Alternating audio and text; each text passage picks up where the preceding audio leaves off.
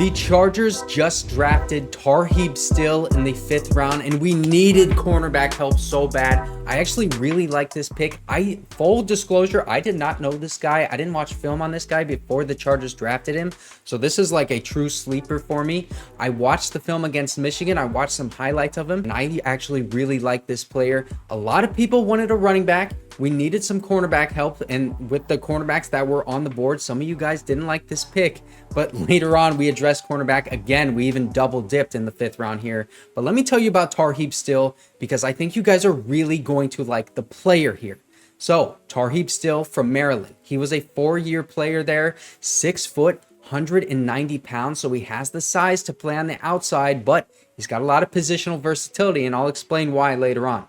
The main thing that stands out to me about Tarheeb Still, well, okay, 2 things stand out to me. First of all, it's the name, Tarheeb. Bro, Tarheeb Still, that's a great name. I love that name. I've never heard Tarheeb before. But the other thing that stands out even more than the name Tarheeb is that run defense, man. And I think I love that more than his name. He graded out as an 88.4 run defense grade by PFF this past season, which was 5th best in all of college football, behind guys like Terrion Arnold and Ennis Rakestraw Jr. Those are 2 players that went very early on in the draft.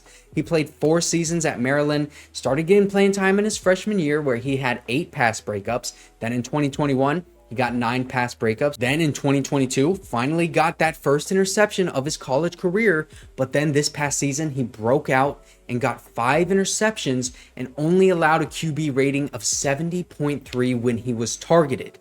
He's a very fluid mover. He's got good size, and he mirrors wide receiver movements pretty well. He's instinctive, especially in the run game, man. And he can read routes and anticipate routes really well, so he can come down in zone coverage quickly, especially with that athleticism that he has. Again, this guy, really fluid mover. I was surprised. He is so athletic, and when I was watching him, the way that he would just read and react from zone coverage, it was just so fast, and it surprised me that he was so good at that. And he is a day 3 prospect, because usually guys like that, they tend to go early on, like especially on day 2, but he does a good job of getting his head around also with the ball in the air, unlike Michael Davis. That was the main thing Michael Davis struggled with, if we can remember. But Tarheeb Still, he has positional versatility because Maryland, they played him in the slot and even as a box safety at times, but he was actually played mostly at outside cornerback, 479 snaps on outside corner, 36 snaps as a slot, 53 snaps as a box safety. So that goes to show that Maryland, they trusted him in the run game, and especially against Michigan, because he played in the slot and the box pretty often against them, and he had some great run stops, and he was able to set the edge really nicely. He forced Blake Corum to cut it back towards the inside, and I'm sure Jim Harbaugh saw that on the opposite sideline and said, I want that guy on my team. I mean, his run defense, it is easily the strongest part of his game, and that projects well for him to play as a nickel cornerback mostly at the next level. I mean, he still has positional versatility. You can play him outside, but I really would like to see this guy as a nickel cornerback and even rotate in at safety. You can play him on the outside if you want, but also, speaking of that versatility, he had 42 punts returned in college. He returned 1 of those for a touchdown. So, hey, bro, he's got that in his back pocket. He's got some juice in him. Like I said, he was a really fluid mover, a great athlete, and he can read the field well. Obviously, he's a good zone coverage corner, a lot better in zone than in man. So it makes sense that he's a good punt returner. But listen, bro, we got Darius Davis, the best punt returner in the NFL this past season. We don't need any help there, but it's nice to have depth. It's nice to have competition. Another thing to know about Tarheeb Still is that he played with cornerbacks like Jacorian Bennett, Deonte Banks, and also Maryland relied on him in big time situations, and he always came up big. He stayed poised. Now let's talk about some weaknesses, because everybody's got weaknesses. This is a day 3 prospect. He's going to have some weaknesses. He is way too handsy, and he's going to get called for pass interference at the next level a lot. In college, you can get away with a lot more physicality down those sidelines, but he still got 18 penalties in college, and his coverage grade was only 66.3 by PFF. I think a lot of that can be minimized if you play him more in the slot, because like I said, Maryland played him mostly at outside cornerback, and I think if you put him on the nickel spot, you're going to be able to minimize some of those penalties and also minimize the hand fighting, because You're just going to be running with guys. You're not going to really be jamming at the line of scrimmage like you do on the outside spot. So I think if you put him on the slot cornerback, you're actually benefiting him and playing towards his strengths and also minimizing his weaknesses. He's not really great in man coverage and he's much better suited for zone. I'd expect Jesse Minter to have this guy probably getting playing time right away, honestly, at nickel cornerback, and then playing over the middle of the field so that he can help out in run support, read the quarterback's eyes in zone coverage. He had good ball production, good ball skills, fluid mover, very physical. His best attribute is run defense. I mean, does this not sound like a perfect slot cornerback for Jesse Minter? I'd expect him to be utilized in a very similar way that Mike Sainristil was utilized when he was playing at Michigan.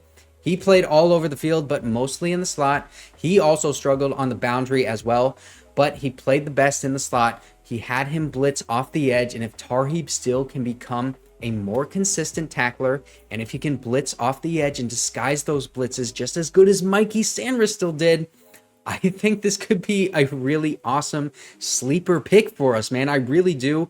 There are a lot of other good cornerbacks on the board that other people wanted over this guy, but I see the vision here, especially with Jesse Minter. And this is a Jim Harbaugh dude. Again, all of these guys have been very physical. I think he's probably going to be battling with Jasir Taylor in training camp for that nickel cornerback spot. I mean, if you look at the depth chart right now, there's really not much in his way in order to get on the field.